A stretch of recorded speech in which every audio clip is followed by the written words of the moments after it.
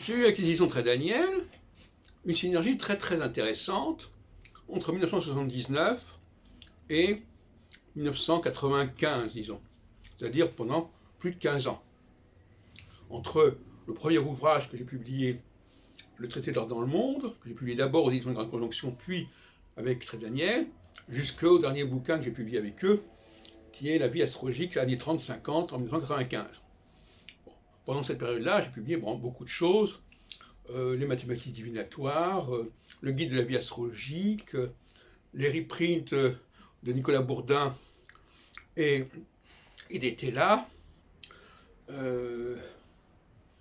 les grandes éphémérides de Gabriel, les problèmes horaires de François Schneider-Gauquelin, le répertoire chronologique nostradamique de Robert Benazra, et j'en passe.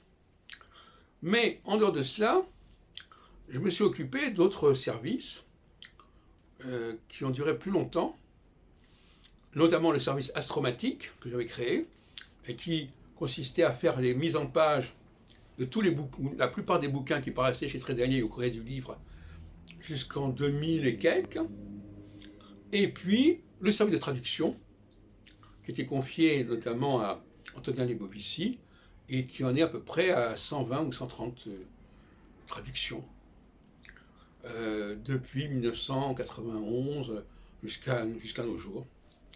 Donc sur une trentaine d'années, carrément, excusez du peu. Voyez-vous, donc il y a beaucoup de choses qui se sont passées avec Très Daniel, pas seulement sur le plan, pas seulement en tant qu'auteur, mais aussi en tant qu'éditeur, et pas seulement dans le domaine de l'édition d'ouvrages, mais de la fabrication du livre et la traduction. Voilà. J'oublie encore, par exemple, en 1987, la série, je crois qu'il y a 5 petits manuels d'astrologie de reprint Alan Léo et de son équipe, parus en français dans les années 1905-1908, et que nous avons publié en 1987 chez Très Daniel. Qu'est-ce que j'oublie encore ?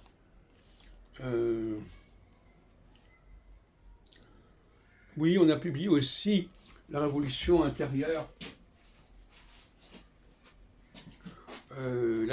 anthologie de la Révolution intérieure de Daniel Giraud, chez Très Daniel.